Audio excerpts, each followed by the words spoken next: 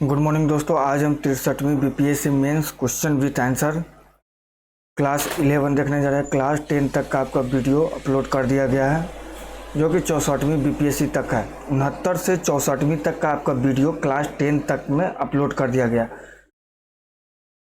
Paper 2 का section first का question polity का है और हिस्ट्री का भी, एनसीईआरटी साइंस का भी सारे वीडियो अपलोड कर दिया गया। आप देखिए, एग्जाम के दृष्टिकोण से काफ़ी महत्वपूर्ण है और ये रिपीटेड क्वेश्चन ज़्यादातर पूछा जाता है।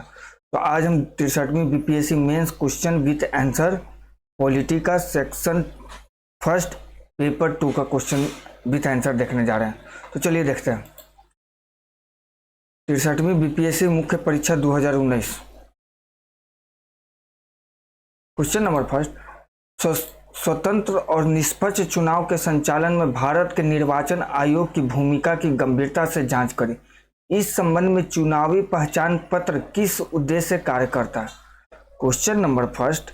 स्वतंत्र और निष्पक्ष चुनाव के संचालन में भारत के निर्वाचन आयोग की भूमिका की गंभीरता से जांच करें। इस संबंध में चुनावी पहचान पत्र किस उद्देश्य से कार्य करता है?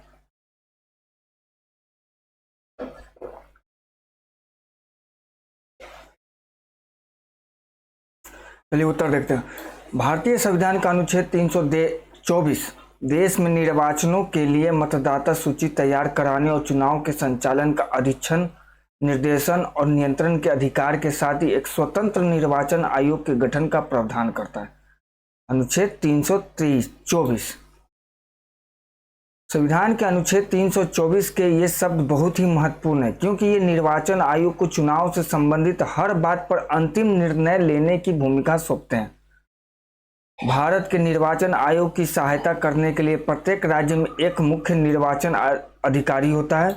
निर्वाचन आयोग स्थानीय निकायों के चुनाव के लिए जिम्मेदार नहीं होता है। इसके लिए राज्यों में राज्य निर्वाचन आयुक्त होते हैं। भारत का निर्वाचन आयोग एक सदस्यीय या बहुसदस्यीय भी हो सकता है। 1989 तक निर्वाचन आयोग एक सदस्यीय था, लेकिन अक्टूबर 1993 से निर्वाचन आयोग को 3 सदस्यीय बना दिया गया, जिसमें एक मुख्य निर्वाचन आयुक्त के साथ 2 अन्य निर्वाचन आयुक्त होते हैं। निर्वाचन आयोग के प्रमुख कार्य: वह मतदाता सूचियों को अद्यतन तथा निर्माण करने के काम की देखरेख करता है। वो चुनाव का समय और चुनाव का पूरा कार्यक्रम तैयार करता है। निर्वाचन आयोग को स्वतंत्र और निष्पक्ष चुनाव कराने के लिए निर्णय लेने का अधिकार है।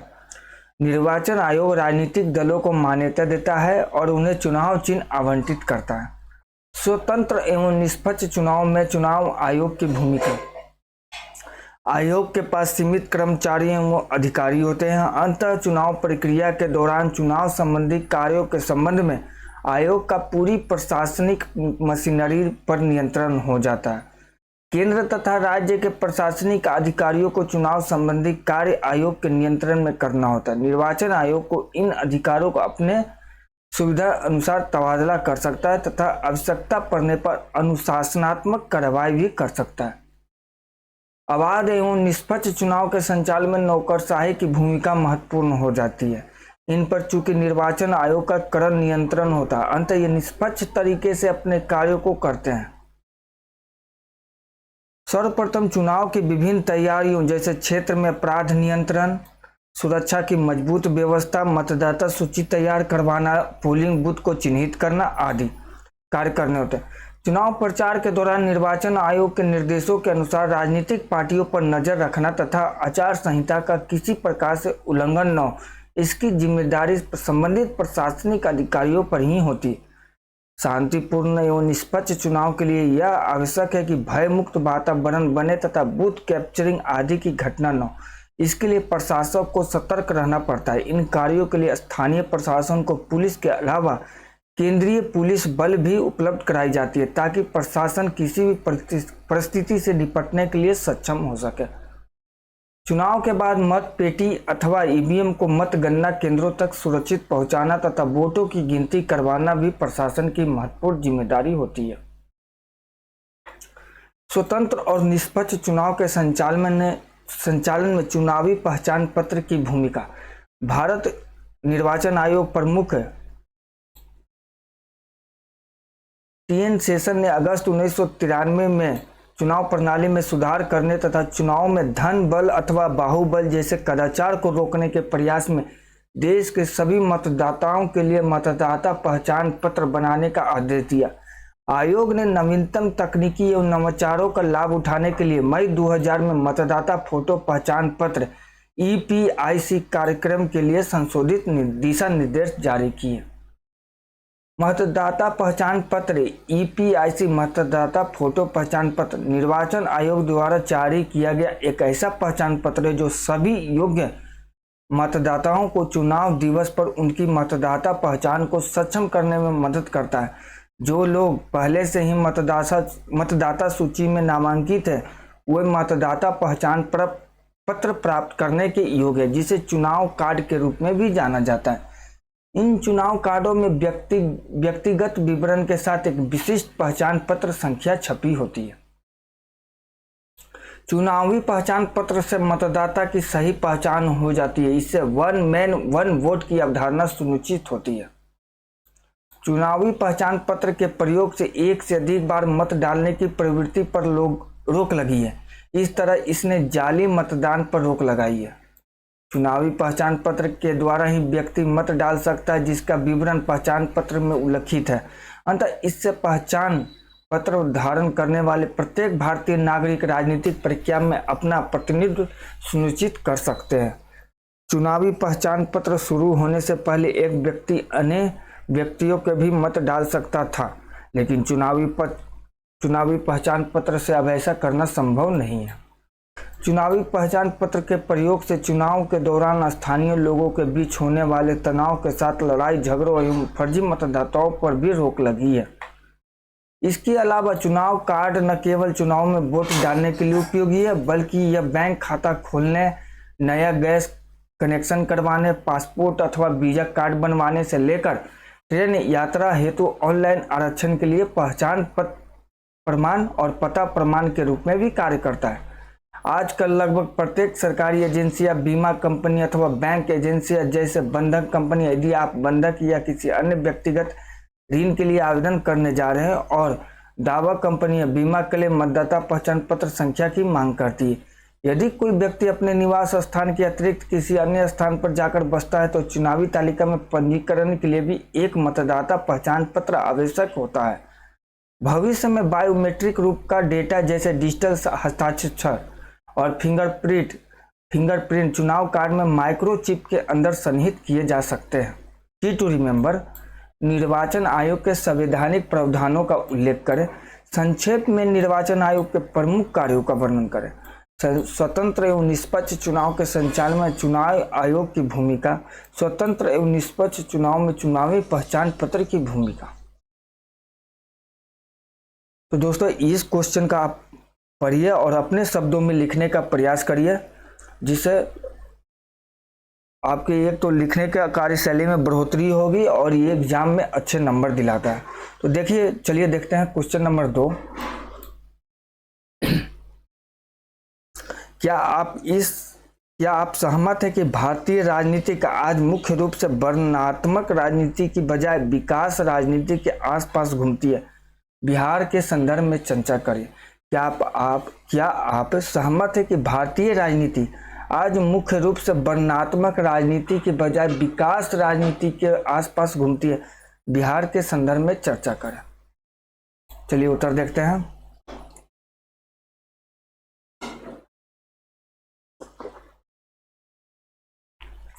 भारतीय राजनीति एक गत्यात्मक मतलब डायनेमिक स्वरूप रखती है। हमारे यहाँ अनेक राजनीतिक दल हैं जिनका स्वरूप राष्ट्रीय एवं क्षेत्रीय। वर्तमान समय में भारतीय राजनीतिक वर्णनात्मक राजनीति एक्रिपिटिव पॉलिटिक्स के बजाय विकास राजनीति के आसपास घूमती है। वर्णनात्मक राजनीति उस पक्ष को व्यक्त करती है जिसमें भूमिकाएं एवं पद एवं पूर्व निर्धारित कारकों जैसे वंश, आयु, लिंग, जाति, धर्म आदि पर निर्भर होती है, व्यक्तिगत उपलब्धियों पर नहीं। भारत में परंपरागत राजनीति में वर्णनात्मक राजनीति की झलक दिखाई देती है, जिसमें वंशवाद, परिवारवाद, जातिवाद अथवा हिंदूवाद आदि अवधारणाओं पर बल दिया गया। परिणाम स्वरूप राजनीति का स्वार्थपूर्ण दुरुपयोग हुआ है। लोगों के लोकतांत्रिक अधिकारों का हनन भी हुआ है।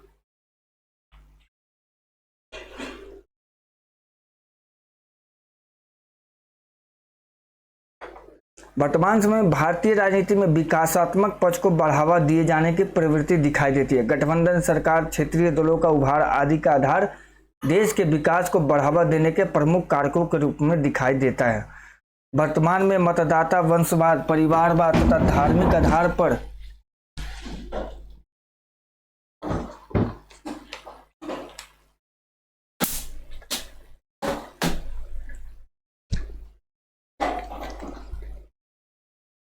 वर्तमान समय भारतीय राजनीति में विकासात्मक पक्ष को बढ़ावा दिए जाने की प्रवृत्ति दिखाई देती है। गठबंधन सरकार, क्षेत्रीय दलों का उभार आदि का आधार देश के विकास को बढ़ावा देने के प्रमुख कारकों के रूप में दिखाई देते हैं।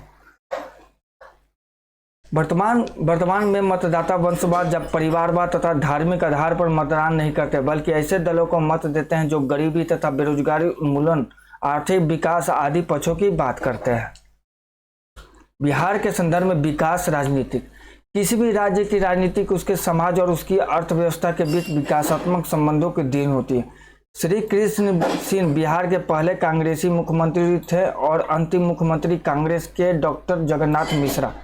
पिछले कई सालों से कांग्रेस का कोई मुख्यमंत्री बिहार में नहीं बन पाया। गैर कांग्रेसी पार्टी का शासन, बिहार में गैर कांग्रेसी शासन का सबसे पहले आगाज किया कर्पूरी ठाकुर ने, जो पहले नेता थे जिन्होंने दलित और पिछड़े समाज के लिए आवाज उठाई। आजादी के बाद बिहार में सबसे बड़ा छात्र आंदोलन हुआ था, जिसका नेतृत्व जयप्रकाश नारायण ने किया। इस आंदोलन ने कई ऐसे राजनेता को जन्म दे दिया जो आज वर्तमान में बिहार की सत्ता की कमान संभाल रहा है, जैसे लालू प्रसाद यादव, नीतीश कुमार और रामविलास पासवान का जन्म इसी आंदोलन से हुआ था। बिहार की सत्ता अब इन्हीं तीनों के इर्द गिर्द घूमती है। बिहार में कांग्रेसी पार्टी का शासन 1947 से 1989 और दूसरा गैर कांग्रेसी पार्टी का शासन 1990 से अब तक। 1947 से 1989 के वर्षों में गैर कांग्रेसी बिहार में सिर्फ 2 मुख्यमंत्री बने, जिनका नाम माया प्रसाद सिन्हा 1967 लगभग 1 साल और कर्पूरी ठाकुर 1970 लगभग 7 महीने, 1977 लगभग 18 महीने। यह देश के अन्य राज्यों की तरह ही अतीत में बिहार की राजनीति में मुख्य कांग्रेस का दबदबा रहा है।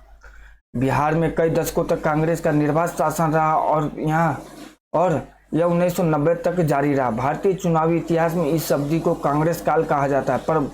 पर मंडल आयोग आंदोलन के बाद की स्थिति ने राज्य की राजनीति की दिशा और दशा बदल दी। चुनावी राजनीति और राजनीतिक प्रतिनिधित्व अब पहले जैसे नहीं रहे। इस दौर में क्षेत्रीय राजनीतिक पार्टियों का उदय हुआ और व्यापक जनाधार वाले क्षेत्रीय नेता भी सामने आए, विशेषकर समाज के निचले तबके जैसे अन्य पिछड़ा वर्ग, ओबीसी, दलित, आदिवासी, अविभाजित बिहार में और मुस्लिम। मंडलोत्तर राजनीति में राज्य में कांग्रेस के अवसान की शुरुआत कर दी।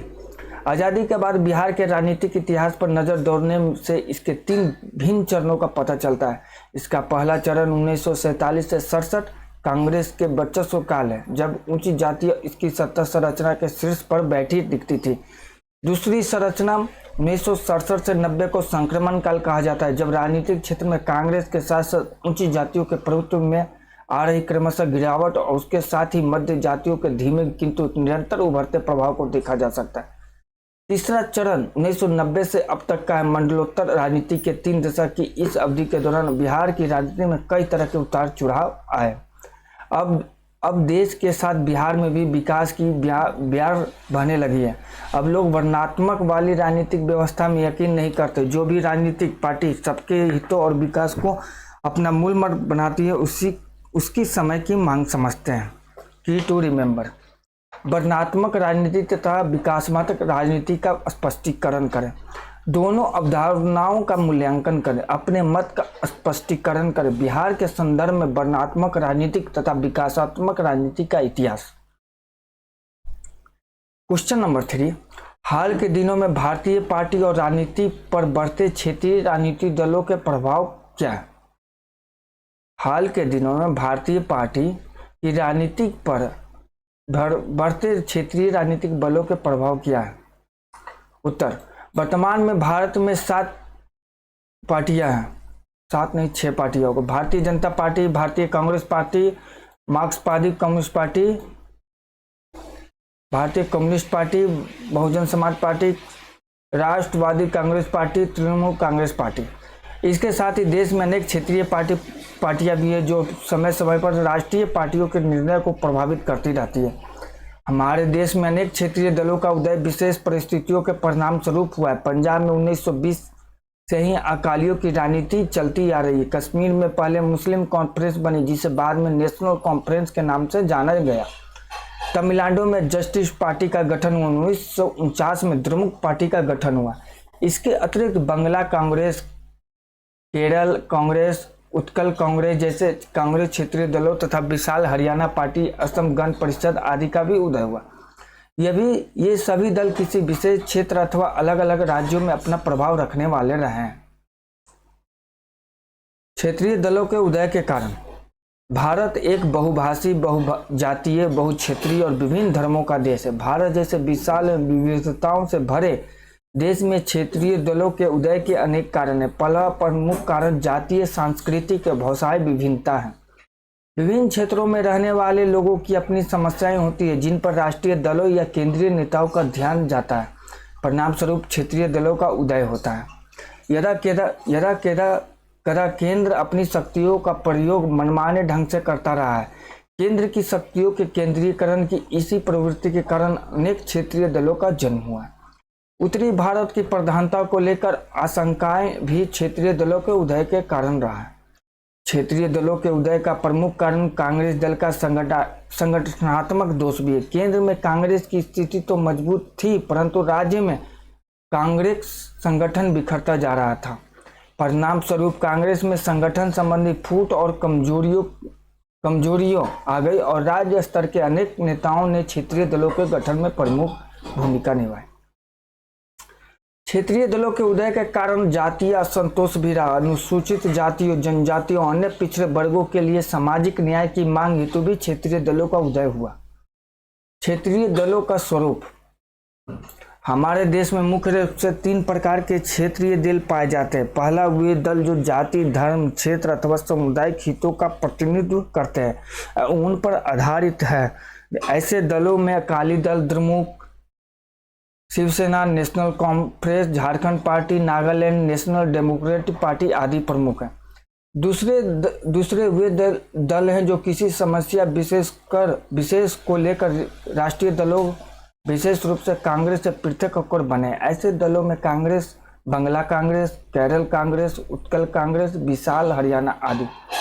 तीसरे प्रकार के दल वे दल हैं जो लक्ष्य और विचारधारा के आधार पर तो राष्ट्रीय दल है किंतु उनका समर्थन केवल कुछ लक्ष्यों तथा कुछ मुद्दों में केवल कुछ क्षेत्रों तक ही सीमित है। ऐसे दलों में फॉरवर्ड ब्लॉक, मुस्लिम लीग, क्रांतिक सोशलिस्ट पार्टी आदि प्रमुख है। अकाली दल एक राज्य स्तरीय दल है जिसका स्वरूप धार्मिक राजनीतिक रहा है। जब भाषा के आधार पर राज्यों के पुनर्गठन का प्रश्न उठा तो अकाली दल ने पंजाबी भाषा राज्य की मांग की जिसके परिणाम स्वरूप 1966 ईस्वी में पंजाबी भाषी राज्य का गठन हुआ। द्रविड़ मुन्नेर कंडम और अन्ना द्रविड़ मुन्नम करगम का गठन छुआछूत एवं जात पात के बंधनों को मिटाने के लिए हुआ था। इन दोनों क्षेत्रीय दलों का उद्देश्य कि समाज के पिछड़े वर्गों को समान अवसर दिए जाए तथा छुआछूत को पूरी तरह समाप्त किया जाए। तमिल भाषा का एक संस्कृति का प्रचार एवं हिंदी के जबरन लादे जाने का विरोध किया जाए आदि। बहुजन समाज पार्टी का लक्ष्य भी ब्राह्मणवाद का विरोध है। इनकी मांग थी कि ऐसी व्यवस्था की जाए जिसमें किसी भी वर्ग या जाति के लिए आरक्षण की आवश्यकता नहीं रहे। मुस्लिम लीग का मुख्य उद्देश्य भारतीय मुसलमानों के हितों की रक्षा करना। कांग्रेस दल के कमजोर होने के कारण क्षेत्रीय एवं राज्य स्तरीय दलों का महत्व निरंतर बढ़ता जा रहा है। वर्तमान राजनीति में क्षेत्रीय दलों की भूमिका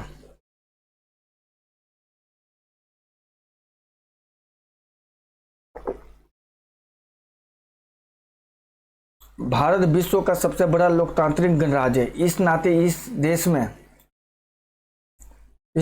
देश में प्रत्येक व्यक्ति, जाति, वर्ग और समाज की आवाज सत्ता के केंद्र तक पहुंचे, इसकी व्यवस्था की गई। पिछले कुछ दशकों से हो रहे चुनाव के परिणामों पर गौर करें तो यह समझ आता है कि वर्तमान में ये क्षेत्रीय दल राष्ट्रीय दलों के लिए बड़ी चुनौती बनते जा रहे हैं।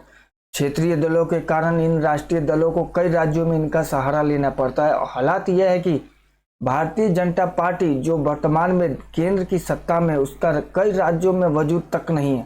वहीं दूसरी तरफ कांग्रेस, जिसने सबसे लंबे समय तक देश में राज किया, वो अपने वजूद के लिए संघर्ष कर रही। क्षेत्रीय दलों के बड़े प्रभाव ने इन राष्ट्रीय दलों के समक्ष कई जगह तो अस्तित्व का संकट पैदा कर दिया। वर्तमान राजनीति में क्षेत्रीय दलों की भूमिका बेहद महत्वपूर्ण हो गई है।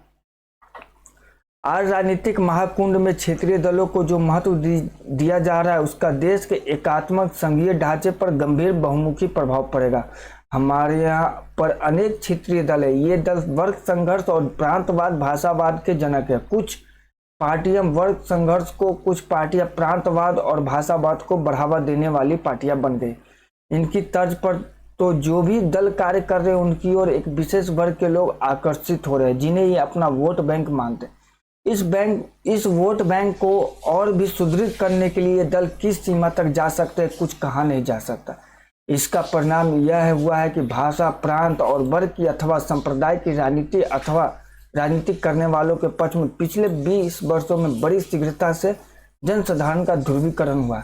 भाषा, प्रांत और वर्ग की कट्टरता जैसे दुर्भावना लोगों के रक्त में घुल चुकी है और इस भांति रम चुके हैं। जनसाधारण रक्तिम होली इन बातों को लेकर अब खेलना आरंभ कर दें, कुछ नहीं कहा जा सकता। क्षेत्रीय दल राष्ट्रीय दलों को अपने राज्य में चुनाव लड़वाते हैं और राज्य की राजनीति में राष्ट्रीय दलों का सहयोग लेकर सत्ता पर आसीन होते हैं। इनमें से कुछ तो ऐसे हैं जिनको अपने राज्य की राजनीति के लिए राष्ट्रीय दलों के सहारे की भी जरूरत नहीं है, और जब ये क्षेत्रीय दल राष्ट्र की राजनीति में आते हैं तो वे राष्ट्रीय दल उनके सहारे से अपनी सरकारें बनाती हैं। क्षेत्रीय दल क्षेत्रीय हितों की रक्षा के नाम पर या जाति व्यवस्था के नाम पर उदित होते हैं और इसी कारण ये अपना प्रभाव अपने राज्य में बनाने में सक्षम रहे। जातीय, भाषाई, सांस्कृतिक विभिन्नताएं, देश की विशालता भी क्षेत्रीय दलों के जन्म का प्रमुख कारण रही है। क्षेत्रीय दलों के अस्तित्व में आने का एक बड़ा कारण कांग्रेस पार्टी भी रही है। कांग्रेस पार्टी जब संगठन में बिखरा हुआ है, तब कांग्रेस के क्षेत्रीय क्षेत्रों में अपने क्षेत्र में दल बनाए और कांग्रेस से अलग हो गए। ममता बनर्जी, शरद पवार, स्वर्गीय पीएस संगमा सहित कई उदाहरण हैं जिन्होंने कांग्रेस से अलग होकर अपने दल बनाए और आज वे कांग्रेस के लिए सिरदर्द बन गए। इस तरह क्षेत्रीय दल के नेताओं की सोच अपने क्षेत्र विशेष की जाति, समाज और क्षेत्र के विकास की रहती है और इस कारण राज्य स्तर पर तो ये दल खूब विकसित हो जाते हैं। परंतु जब देश की राजनीति की बात आती है तो ये दल देश की राजनीतिक सोच के आगे बोने नजर आते लगते हैं। सिर्फ सीट पाने की महत्वाकांक्षा के कारण और अपने पास सर गिनाने लायक सीटें होने के कारण इस दल के नेता पद पा लेते हैं। ऐसे हालात में राष्ट्रीय दलों की मजबूरी होती है कि वे इन क्षेत्रीय दलों को महत्व दें और अपनी पार्टी लाइन से हटकर उनकी समझौता करें। क्षेत्रीय राजनीतिक दलों के बढ़ते हुए महत्व एवं भूमिका को नकारा नहीं जा सकता। इन दलों की सफलता एवं असफलता से इनकी प्रासंगिकता में कमी नहीं आई है। सरकार बनाने में इनकी भूमिका महत्वपूर्ण हो गई है तथा इनका विचारधारा की सत्ता में शामिल होना लोकतांत्रिक व्यवस्था के लिए उचित है।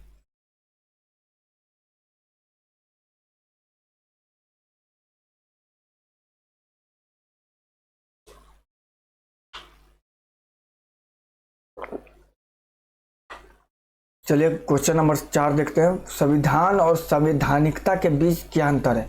भारत के सुप्रीम कोर्ट द्वारा अनुमोदित मूल संरचना के सिद्धांत के बारे में गंभीरता से जांच करें।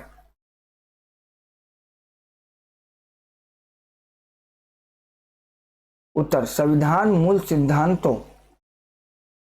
या स्थापित परंपराओं का एक पद समुच्चय होता है जिससे कोई राज्य या अन्य संगठन अभिशासित होते। संविधान उन लिखित या अलिखित नियमों तथा कानूनों का समूह है जिसके द्वारा सरकार का गठन, संगठन, सरकार की शक्तियों का विभिन्न अंगों में विभाजन और इन शक्तियों के प्रयोग के सामान्य सिद्धांत निश्चित किए जाते हैं। संविधान किसी संस्था को संचालित करने के लिए बनाया हुआ संहिता दस्तावेज है। यह प्राय लिखित रूप में होता है। यह वह विधि है जो किसी राष्ट्र के शासन का आधार है तथा उसके चरित्र एवं संगठन को निर्धारित करती है तथा उसके प्रयोग विधि को बताती है। यह राष्ट्र की परम विधि है तथा उस विशेष वैधानिक स्थिति का उपभोग करती है। सभी प्रचलित कानूनों को अनिवार्य रूप से संविधान की भावना के अनुरूप होना चाहिए। यदि वे इसका उल्लंघन करेंगे तो वे असंवैधानिक घोषित कर दिए जाते हैं।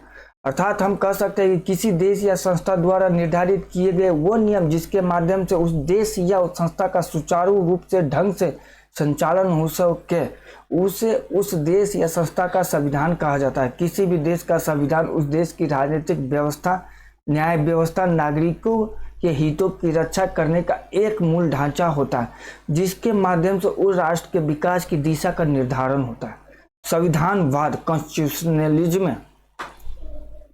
संविधानवाद का सामान्य अर्थ है कि यह विचार है कि सरकार की सत्ता संविधान से उत्पन्न होती है तथा उसी से उसकी सीमा भी तय होती है। संविधानवाद सरकार के उस स्वरूप को कहते हैं जिसमें संविधान की प्रमुख भूमिका होती है। अधिकारियों को मनमाने निर्णय की छूट होने के स्थान पर कानून के राज्य का पक्ष लेना ही संविधानवाद है। संविधानवाद की मूल भावना यह है कि सरकारी अधिकारी कुछ भी और किसी भी तरीके से करने के लिए स्वतंत्र नहीं है, बल्कि उन्हें अपनी शक्ति की सीमाओं के अंदर रहते हुए ही कार्य करने की आजादी या बंधन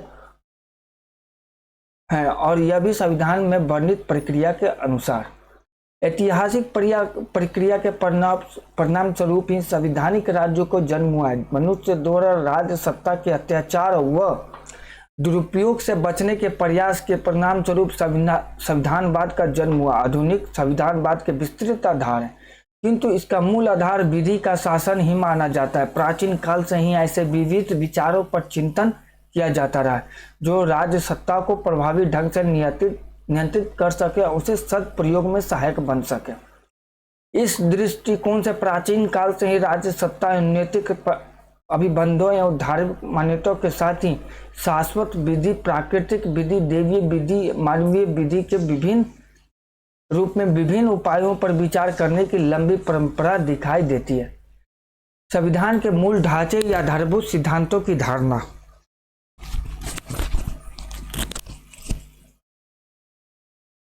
संविधान के मूल ढांचे की धारणा का आशय यह है कि संविधान की कुछ व्यवस्थाएं अन्य व्यवस्थाओं की तुलना में अधिक महत्वपूर्ण है।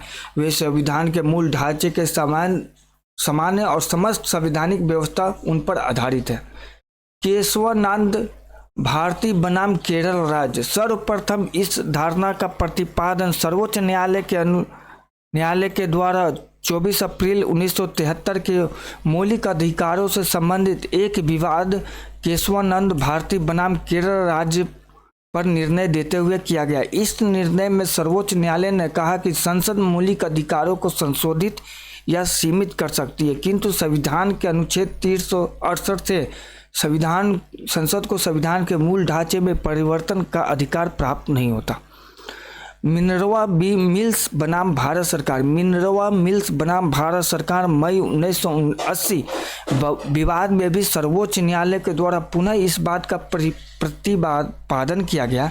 इसके अतिरिक्त 1975-76 की राजनीतिक स्थिति के समय तत्कालीन भारतीय प्रधानमंत्री इंदिरा गांधी द्वारा संविधान से छेड़छाड़ की गई के आधार पर अनुभव किया गया कि शासक वर्ग संसद पर अनुचित प्रभाव नियंत्रण स्थापित कर संसद की सर्वोच्चता के नाम पर संविधान को खिलवाड़ का साधन बना सकता है। अंततः शासन की इस शक्ति पर रोक लगाने के लिए संविधान के मूल ढांचे की धारणा को अपनाया जाना चाहिए। 1973 और 80 के निर्णय में यह नहीं बताया गया कि संविधान के मूल ढांचे या आधारभूत ढांचे के अंतर्गत संविधान की कौन कौन सी व्यवस्थाएं आती है। मूल ढांचे की धारणा को कुछ स्पष्ट करने की एक चेष्टा 45वें संविधान संशोधन विधेयक में की गई थी, लेकिन राज्यसभा की असहमति के कारण उसे संविधान संशोधन विधेयक से निकाल दिया गया। संविधान के मूल ढांचे की धारणा से सहमति रखने वाले सभी व्यक्ति ऐसा मानते हैं कि संविधान के मूल ढांचे में निम्नलिखित बातें अवश्य आनी चाहिए। संविधान का लोकतांत्रिक स्वरूप, संविधान का धर्मनिरपेक्ष स्वरूप, नागरिकों के मूल अधिकार व स्वतंत्रताएं, लोकसभा और राज्य विधानसभाओं के वयस्क मताधिकार पर आधारित स्वतंत्र चुनाव, न्यायपालिका की स्वतंत्रता। इस प्रकार संविधान के मूल ढांचे में अंतिम रूप से परिवर्तन का अधिकार संसद या राज्य विधानसभाओं को नहीं वरन स्वयं जनता को ही है। इसी कारण इस विचार को जन सर्वोच्चता या जन संप्रभुता की धारणा का नाम भी दिया गया है।